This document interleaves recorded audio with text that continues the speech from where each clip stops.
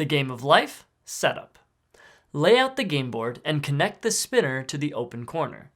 Give each player a car, matching colored token, one pink or blue peg, one green pet peg, tell everyone your pet's name, and 200K. Divide the cards into 5 decks: House, Action, Career, College Career, and Pet. Shuffle the decks and lay them out face down next to the game board. Pick one person to be the banker. The banker must keep the bank's money separate from their own. Each person chooses between the career or college path and places their car on the start space of their respected choice. If you pick the college path, immediately pay the bank 100K. If you pick the career path, take the top 2 cards from the career deck, pick one and place it face up in front of you.